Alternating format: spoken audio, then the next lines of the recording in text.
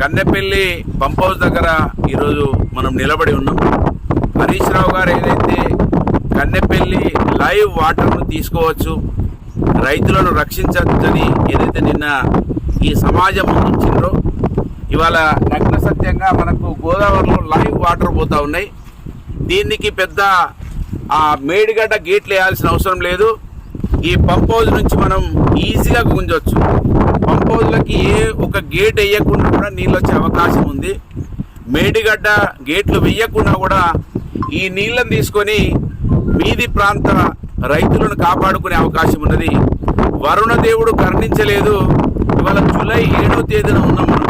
ఇప్పటి వరకు అసలు నార్లు అడగడానికి కూడా నీళ్లు లేనటువంటి పరిస్థితులు గోదావరి బేసిన్లో ఉన్నటువంటి ఈ పంట పొలాల పరిస్థితి ఉన్నది కనుక ఈ రేవంత్ రెడ్డి గారి ప్రభుత్వం, ముఖ్యంగా మంత్రి నియోజకవర్గ శాసనసభ్యుడు ప్రాతినిధ్యం వహిస్తున్నటువంటి దుద్దిల్ల శ్రీధర్ గారి నియోజకవర్గంలో మనం ఉన్నాం ఈ కన్నెపల్లి.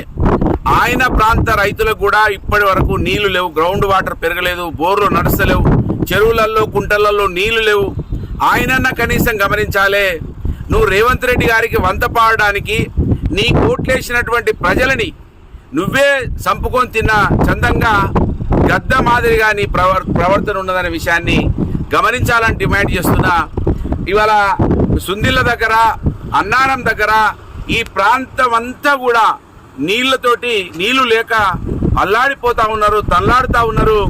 రైతులైతే ప్రతిరోజు చూసి ఆకాశం వైపు మళ్ళీ చూసేటువంటి పరిస్థితులు 4 సంవత్సరాల తర్వాత 3 సంవత్సరాలు కేసీఆర్ గారి నాయకత్వంలో కాళేశ్వరం ప్రాజెక్టును వాడుకోవడం వలన గ్రౌండ్ వాటర్ పెరిగి చెరువులలోకి కుంటలలోకి నీళ్ళు వచ్చి సస్యశ్యామలంగా మారినటువంటి ప్రాంతం, మత్స్య సంపదతోటి కూడా సస్యశ్యామలంగా మరి అనేక మంది కడుపు నిండినటువంటి ప్రాంతం మళ్ళీ ఎడారిలా మారిపోయింది. మన హరీష్ రావు గారు ఏదైతే నిన్న చెప్పిండ్రో లైవ్ చూపించడానికి నేను ఇక్కడ రావడం జరిగింది. హరీష్ రావు గారు ఏదైతే అనౌన్స్మెంట్ చేసిండో కన్నెపల్లి పంప్ హౌస్ లక్షల మందిని తీసుకెళ్లి మేము ఆన్ చేస్తామని చెప్పారో నేను స్వాగతిస్తా ఉన్నాను. ఈ నియోజకవర్గ మాజీ శాసనసభ్యుడిగా, బీఆర్ఎస్ పార్టీ ఇన్ఛార్జిగా ఇది రావాలే, కన్నెపల్లి పంప్ హౌస్ ఆన్ చేయాల్సిన అవసరం ఉన్నది. ఈ రైతాంగం అంతా కోరుతా ఉన్నది. మా భూములు అప్పుడు ఇచ్చినప్పుడు బాధపడ్డం, ఇవాళ మా భూములు ఇచ్చి ఈ ప్రాజెక్టు ఎడారిగా మారిపోతే చూడలేకపోతున్నాం అని బాధపడతా ఉన్నారు. కనుక ఈ కేసీఆర్ గారిని, హరీష్ రావు గారిని ఈ పంప్ హౌస్ల ప్రారంభం కోసం, ఆన్ చేయడానికి కోసం రావాలని స్వాగతిస్తా ఉన్నాను.